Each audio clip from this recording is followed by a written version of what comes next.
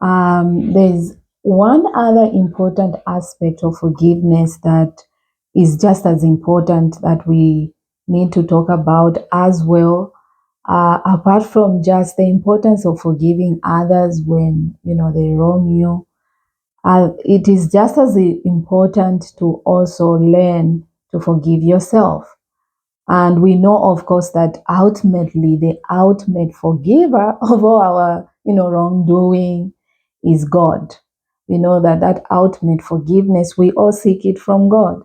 But it will do no good even if God forgives you, if you don't forgive yourself, if you don't, embrace forgiving yourself and showing yourself grace, showing yourself mercy for the wrong that you've done, for the mistakes that you've made, for all the failures that you've committed.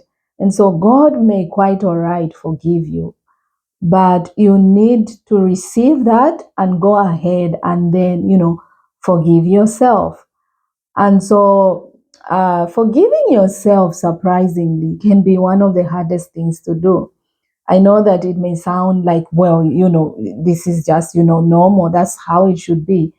But it's in fact not. It can be one of the hardest things to do, to forgive yourself when you fail, when you make a mistake, or when you do something, especially if it's something terribly wrong to either to another person or just to your own. You do something wrong just to do with your personal life. It can be a hard thing to do, to get over what you've done and to let that go and forgive yourself, especially if you are a perfectionist or if you are someone that lives by the book. You have all these laws and principles that you follow, and you're so strict with yourself and you're so strict with other people. And there's nothing wrong with having values, personal values and principles. There's nothing wrong with that.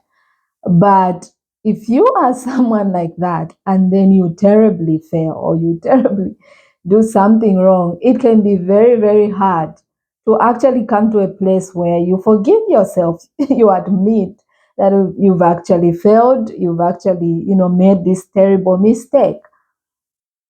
And so it can be hard. And so also, if you are someone that perhaps you love to make all these vows and oaths, and you like to you know say, well, I would never do something like that. I will never ever do what they did. I would never, if you are someone like that, and then it it it so happens that you make the mistake and you fail at something, or you do something terribly wrong, and you're someone that is always making these vows and oaths, it can be hard to forgive yourself for actually, doing wrong and for actually failing and for actually making the mistake, because you were vowing that you would never. And so I just think that it is unnecessary, and it is irrelevant to even be making all these vows to yourself and oaths to say, I would never. You can't do that, because even if you say, I would never, you still will make mistakes, you still will do wrong, you still will fail somehow, somewhere, in some ways. And so it's unnecessary. You don't have to do that, because it will make it hard when you fail to forgive yourself and to accept that you have actually failed and you've done wrong. And so you may end up just continually living under this guilt and shame and condemnation of how could I do such a thing? I could have, would have, should have. So you perpetually be living in this, condemnation and guilt and shame, because you did not see yourself doing that. You did not see yourself making mistakes or failing or doing wrong, which is not actually living in reality. It is not living in reality. And I know that one of the reasons also that people will struggle to forgive themselves is this pressure from society. I don't know why, as a society, as people just across the globe, I don't know why we want to live in the delusion that, people are supposed to be perfect. When in fact, the reality is that human beings are not perfect. We are not perfect. We make mistakes. We all fail in one way or another. We do wrong things, some big, some small, but at the end of it, no one is perfect. We are all imperfect human beings. And so to then want to live in this, delusion that you're supposed to be perfect, it's going to make it hard for people that when they fail and they make mistakes and they do something wrong, to actually get over what they have done. It makes it hard. It makes the process, you know, hard, because society and people at large are not just gracious when someone makes a mistake. I know that, and I have seen how we can be very ungracious to people when they do something terribly wrong, or when they do something, that is just, a huge mistake, a huge failure. People can be very ungracious, very, very unmerciful. But I think we all need to learn to be gracious and merciful to one another when we fail, when we make mistakes, and when we do something terribly wrong. And that is not to encourage, bad behavior. It is not to encourage, excuses and people not taking responsibility for their actions. That is not that. That is not what I'm saying. What I'm saying is that when someone makes a mistake and they fail or they do something terribly wrong, while holding them accountable, we still must be gracious and know that this is a part of humanity. Someone has, yes, made the mistake, they've done wrong, they've failed, but they're human. And so we must be gracious even in making them accountable and take responsibility for what they have done. There still has to be grace and mercy shown, rather than, not wanting that they ever make a mistake, expecting someone to just, be perfect all the time. You can't do that. You can't live like that. That is unrealistic. And I have seen just across the board where there's all these unrealistic expectations, sometimes in family, around the family dynamics. You find that perhaps because, and it's okay, and this is good, families want to create values, they want to create perhaps a system of discipline. And so there's this, system created of discipline and values, and everybody is expected to uphold that. And that is great, it is good. But while doing that, while creating these values and systems of discipline, we must not be in the unrealistic expectation for people to be perfect. Do everything perfectly all the time, never ever make a mistake. You can't do that. Even while you are creating these family values and principles and disciplines, which are great, they're very good because they help to guide. But you must also keep in mind that people that you are creating those values for and the people that you are, creating this system of discipline for will, at some point, someone is going to make a mistake. Someone is going to do wrong somewhere. Someone is going to fail. And so we need also just to be realistic, so that when there is a mistake and there is a wrong and there is a failure somewhere from someone, I think we'll better manage it rather than ending up banishing people from families. Some people have been banished because they did terribly wrong. You may know a perfect example, maybe, when it comes to perhaps um, someone, especially girls or women, getting pregnant outside wedlock before they are married. They get a girl that will get pregnant in the family. I believe that things are getting better now. People are responding better now, But it wasn't always this way. And it depends again on the family.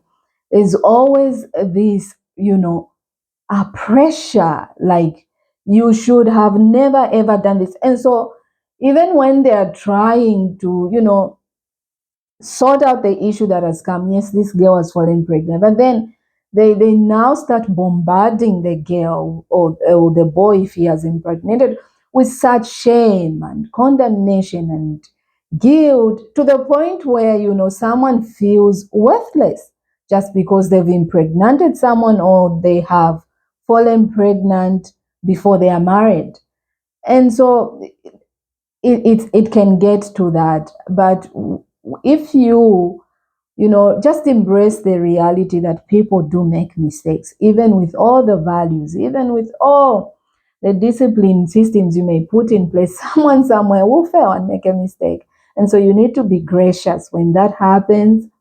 You need to show mercy, and then just deal with the situation better, so that even the person that is at wrong and they are at fault, they're the ones that have made this mistake, will not end up feeling, worthless, and end up feeling rejected or banished. And that can lead to a whole lot of other problems in the end. And so we don't want to do that.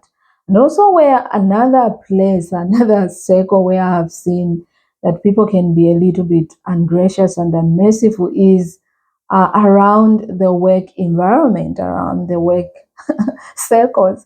I don't know, again, sometimes in the work environment, there's this expectation, which is a very unrealistic expectation, that people are supposed to be perfect, that they are supposed to do their work perfectly all the time without making any mistake. And I know that when it comes to work, of course, the expectation is that someone puts in their best, they do their work with excellence, they work hard.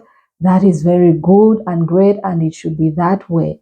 But even while there is that expectation, which is good, we must not create that expectation thinking that, since we have this standard, then no one should ever make a mistake. No one, because you all know that you are supposed to put in your best and produce quality and be excellent and all that.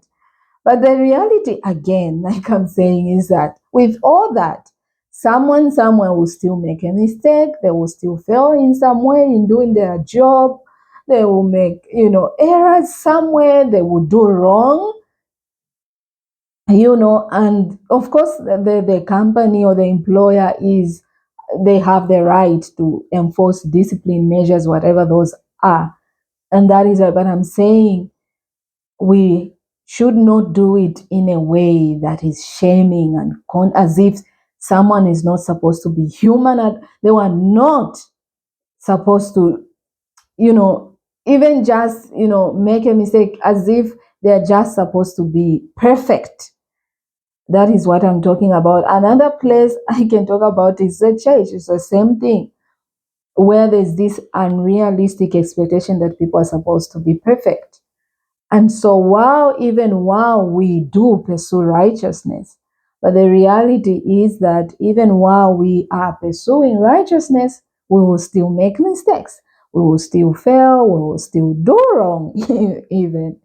And so it doesn't matter if you've grown up in church all your life, you are not perfect yet. As long as Jesus tarries, you are an imperfect human being and you make mistakes. And so that is reality. And so, but to have this unrealistic expectation that someone is supposed to be perfect, I don't think it's even biblical, because if God wanted us to just be perfect, or if He knew that we were perfect human beings, there would have been no need to provide for forgiveness of sins, to provide for forgiveness when someone does wrong.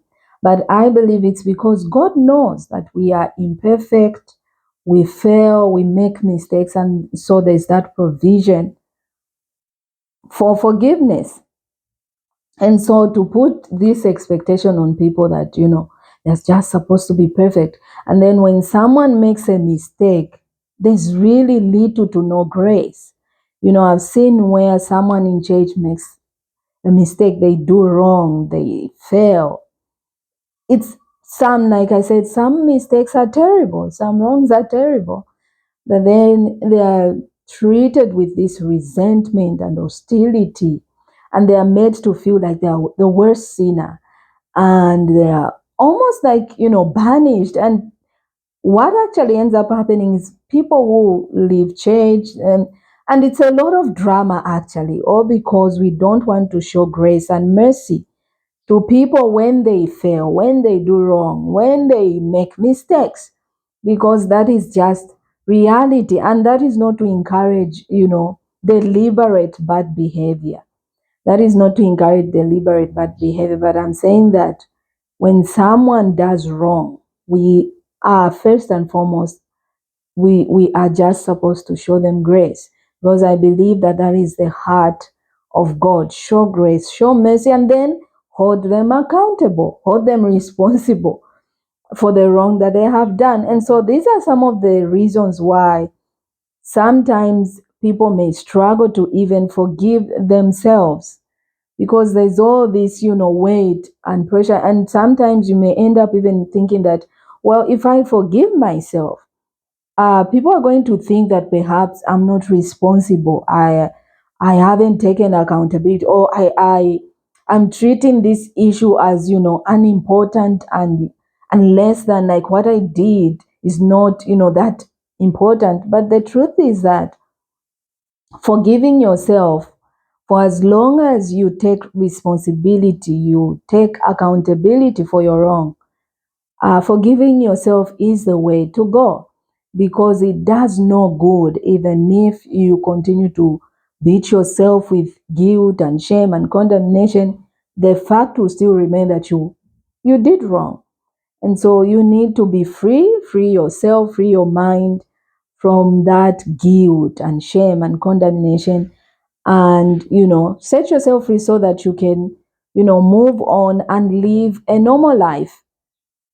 Yeah. And so, what does it mean to forgive yourself? I think that I've touched on it a little bit. And so, what it actually just means to forgive yourself is, like I said, just letting go of the guilt and the shame and the condemnation, and realizing and embracing the fact that you are human and you are imperfect and you've made a mistake. It's about admitting that you failed, admitting that you've done wrong, you've made this terrible mistake, you've done this terrible wrong. You have to admit that, accept it, embrace that, yes, I have in fact failed. I have in fact made this terrible mistake. And then accept it and take responsibility, that if it's concerning other people, whether it's at work, in the family, church, if it involves other people, perhaps you've hurt people along the way, then you need to go ahead to take accountability, perhaps apologize, say you're sorry when you do wrong, and then also make the decision to do better moving on. Make the decision to do better moving on, because you are not going to be, just because we are saying be gracious and merciful, does not mean you then begin to use excuses whenever you make mistakes and say, well, we all make mistakes, we are human. Yes, we all make mistakes. Yes, we are human and we fail, but we also learn from our mistakes. We pick up lessons from the mistakes we've made, so that moving on in the future, we do better. And so that's what needs to happen. You need to take accountability, apologize where you can, repent, stop doing that perhaps, and then also just, try to make amends, and then pick up lessons from the wrong you've done. Pick up lessons that you can use moving forward, so that in the future you do better.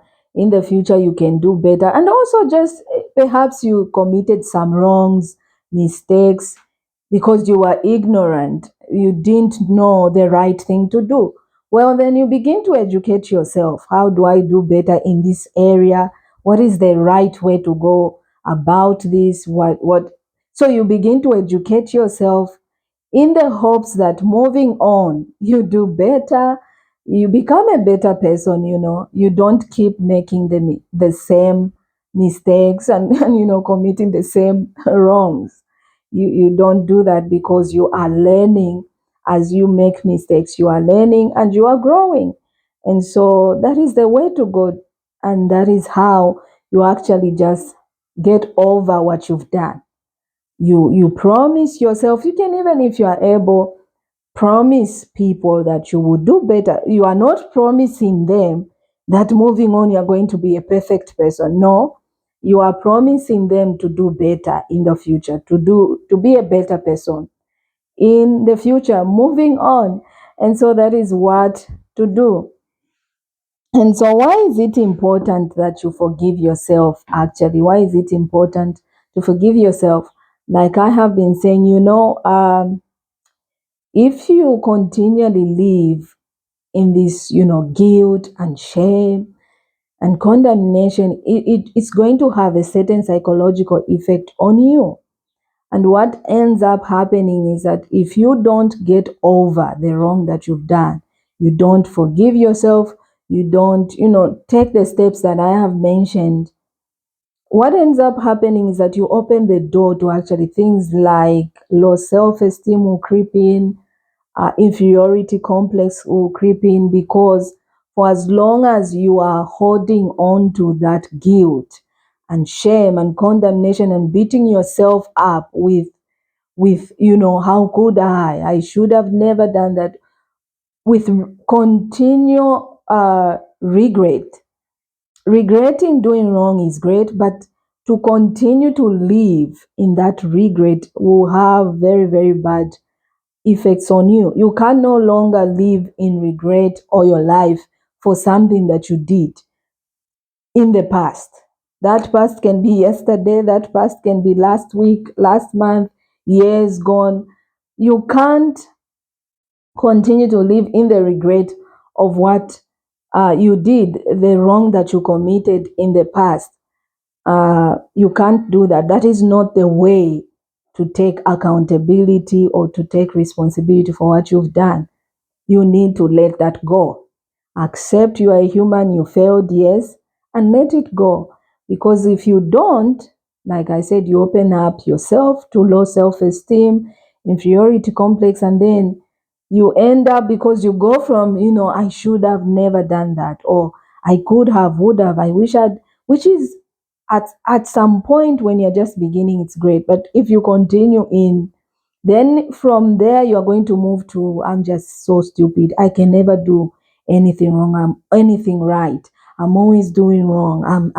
I'm just, I'm very weak. It will continue to grow. That narrative will begin to grow in you. And then it comes to a point where you just begin to see yourself as a failure, as stupid, as someone that is always failing and making mistakes. And so that will bring in low self-esteem, inferiority complex. You don't see yourself as worthy, because you did not forgive yourself. And so it will make it worse, because as long as you're alive, you continue to make mistakes. So even if you continue to beat yourself up with that, the more that you make mistakes, the more that low self-esteem, inferiority, demeaning yourself, belittling yourself, will grow and become much more greater in you, and it's not good. And so you need to realize that it's very important to forgive yourself. You keep out low self-esteem, you keep out inferiority complex. And I know that somehow society thinks that if you have this low self-esteem, and if you're like, well, me, I'm just, I'm not good at anything. I always feel I'm weak. And people surprisingly see that as humility. It's not humility because that person is actually oppressed. They're actually tormented by that, and they are not being their best, the best version of who God created them to be, because they are in this low self esteem and inferiority, which is not good. And so you need to get over whatever wrong that you do. It's good to just accept, take responsibility, get over it, and keep moving. Move on. Don't stay stuck. And so that's another thing, is that if you don't forgive yourself, you'll be stuck in life, because again, if you hold on to that guilt and condemnation over the wrong that you've done, you are going to get stuck again. Fear will creep in, fear of failure, fear of making mistakes, because you've held on to, I always make mistakes, I always fail. And so when it comes to trying out new things, it's going to hinder you, because you're afraid that if I do this, you're going to be using the example of your past failures and mistakes and wrongs, and then it's going to hinder you from trying out new things, and consequently hinder you from just progressing and growing as a human being. You get stuck in that fear of failure, because you'll be like, what if I fail? What if I make mistakes? What if I do this wrong again? And so you need to get over your mistakes, forgive yourself, so that fear of failure doesn't creep in, fear of making mistakes doesn't creep in. It's an obstacle to your growth, it's an obstacle to your progress and your success as a human being in whatever area. It's an hindrance. And so you don't want that. You need to forgive yourself and then move on. Another reason why you need to forgive yourself is that simply because you are a human being. You need to accept and embrace the reality of your humanity. You need to come to this realization that, well, I'm a human being and I am imperfect. While I pursue doing better, I pursue being the best, I pursue righteousness, I'm pursuing goodness, but I'm imperfect. And as long as Jesus tarries, that is our reality. No matter how much we are pursuing, yes, we are pursuing righteousness, yes, we are pursuing doing good, we are pursuing holiness, but the reality is that we still remain imperfect. And somehow, somewhere, you are going to make mistakes, little mistakes, big mistakes, some having greater implications than others. But all in all, no matter the degree or the level of your wrong, you still have permission to forgive yourself, because no matter the degree of your or level of your wrong, God still forgives you. And so you too have permission to then let what you've done go. Forgive yourself, no matter the level or even the implications of what you've done. Taking responsibility, part of it, apart from, trying to make amends, repairs, apologizing, asking for forgiveness from those you've wronged, repenting. On top of all those things is forgiving yourself. It is part of taking responsibility. And so you need to accept your humanity and know that it's a reality of life.